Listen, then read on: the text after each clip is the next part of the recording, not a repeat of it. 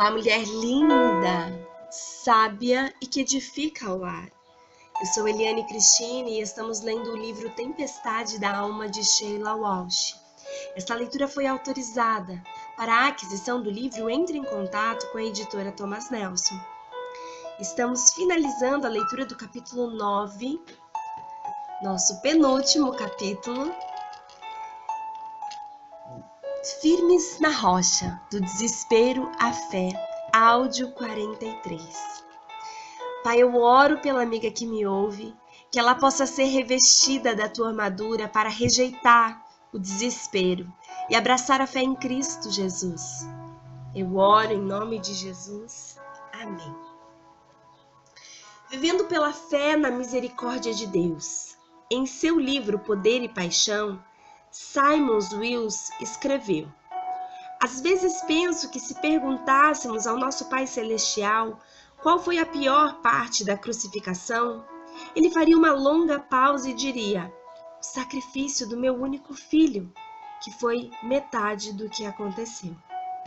E se esperássemos silenciosamente e finalmente encontrássemos coragem para perguntar qual foi a outra metade, ele então responderia: a outra metade está no fato de terem se passado 2000 anos sem que ninguém tenha entendido.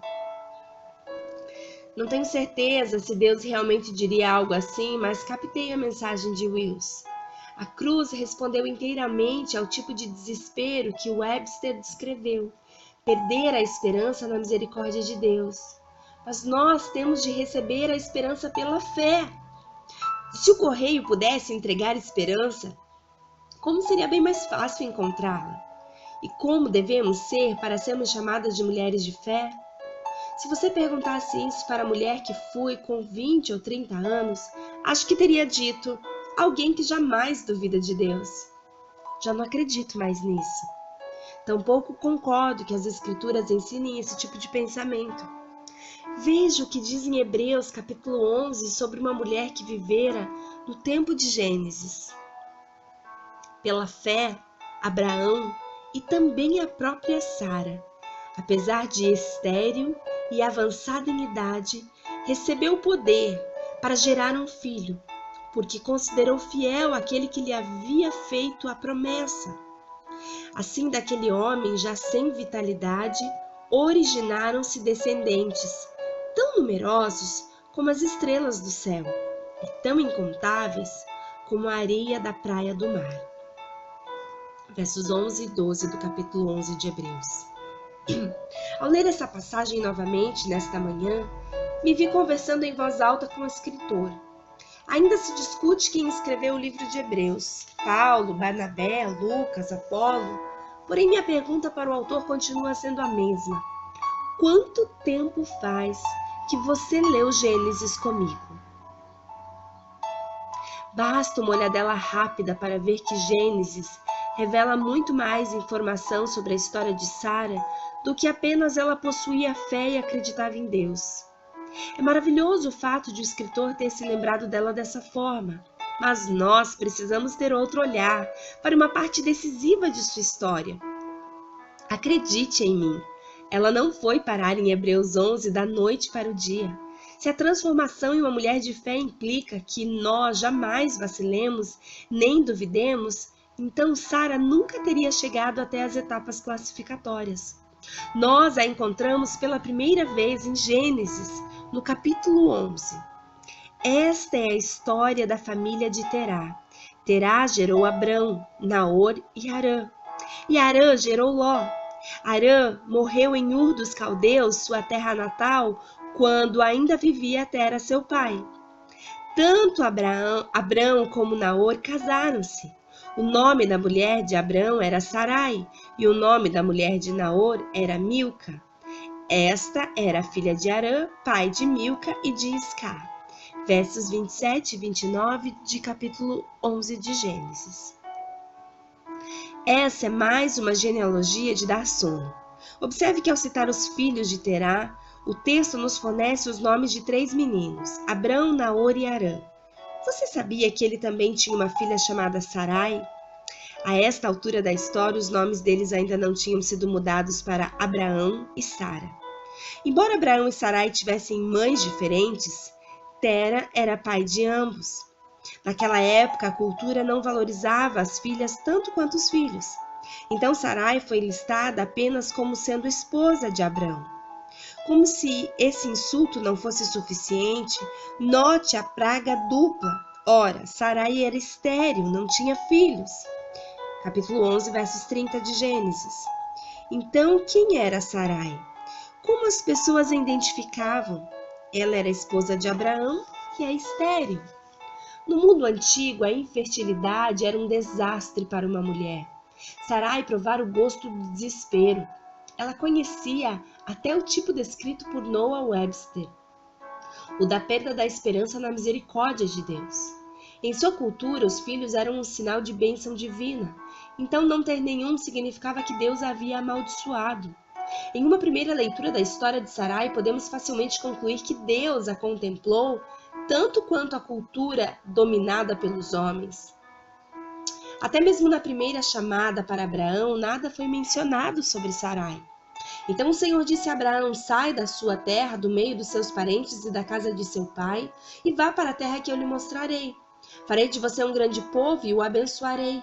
Tornarei famoso o seu nome e você será uma bênção. Abençoarei os que te abençoarem e amaldiçoarei os que o amaldiçoarem. E por meio de vocês todos os povos da terra serão abençoados. Gênesis capítulo 12, do versos 1 ao 3. Note quantas vezes Deus usa a palavra você. Não, você e Sarai, mas apenas você. Se estiver pensando isso não quer dizer nada, é evidente que Deus estava se referindo aos dois, afinal de contas ela era esposa dele, verdade. No entanto, você lembra que nesse ponto da história, Abrão tem 70 anos de idade e ela está com 65 anos? Como seria possível para uma mulher dessa idade, que nunca concebera um filho, pensar que ela poderia ser incluída em uma promessa como aquela? E se tal promessa, que claramente parecia excluí-la, parecesse suficiente para levar Sarai ao desespero, tudo seria muito pior. Com o passar dos anos, Abrão quis saber o que aconteceria a tudo que ele possuía, se ele não tivesse herdeiros, mas Deus deixou claro que ele teria um filho. Então o Senhor deu-lhe a seguinte resposta: seu herdeiro não será esse, um filho gerado por você mesmo será o seu herdeiro. Gênesis capítulo 15, versos 4. Sara havia permitido que ocorressem muitas coisas que nunca deveriam ter acontecido. Ela aceitou que Abraão a entregasse ao rei do Egito, fazendo-a se passar por sua irmã. Uma meia-verdade. Mas isso ainda não era suficiente para uma mulher de fé. E quando ouviu de Abraão que Deus havia lhe prometido um herdeiro, Sara entrou em desespero. O desespero pode nos induzir a fazer loucuras. Você já passou por isso? Talvez você sabe que Deus prometeu atender às suas necessidades, mas o timing dele é radicalmente diferente do seu, e assim você recebe tudo no tempo dele? Uma amiga ficou tão cansada de esperar por um marido cristão que deu um passo adiante e se casou com um sujeito sem fé. Eu podia ver o desespero cravado nas pequenas rugas que lhe haviam ao redor dos olhos dela. O desespero nos faz pensar: se eu não me casar agora, jamais conseguirei ter filhos. Se eu não der a este homem aquilo que ele deseja, irei perdê-lo. Se eu não fizer nada, jamais terei uma chance como esta outra vez. Minha amiga então assumiu um compromisso com muitos anos de sofrimento, assim como Sara. Uau! Na época de Sara, a cultura aceitava a substituição da maternidade. Por isso, ela apressou Abraão a dormir com sua escrava, Agar. Ele assim o fez e, passando 9 meses, Agar deu à luz a um menino, Ismael. Você pode ler a história completa em Gênesis do capítulo 15, mas pode resumir em uma palavra: decisão tomada. Desastre. Uau! Desastre! Desastre, desastre. Guarde essa palavra no teu coração.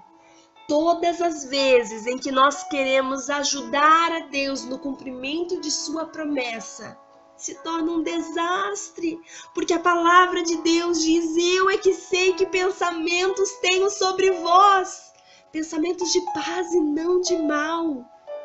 Os meus pensamentos são maiores do que os teus, diz a palavra do Senhor. Quando a gente quer ajudar a Deus, a gente só atrapalha, a gente faz besteira, a gente põe os pés pelas mãos.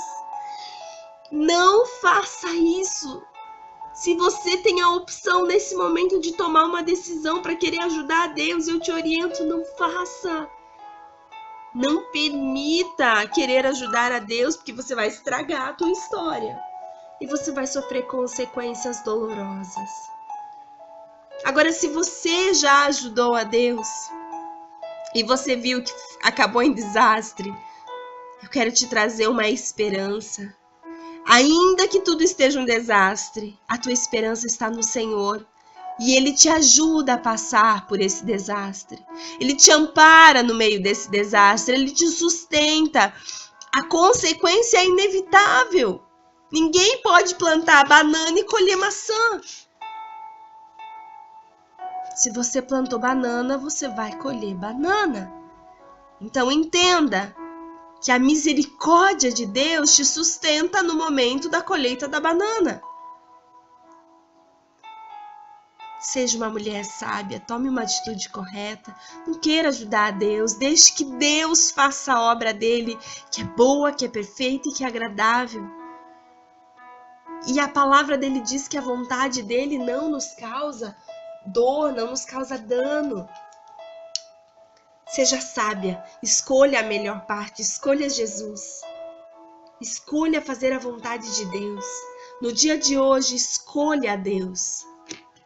Um grande beijo e até o nosso próximo áudio.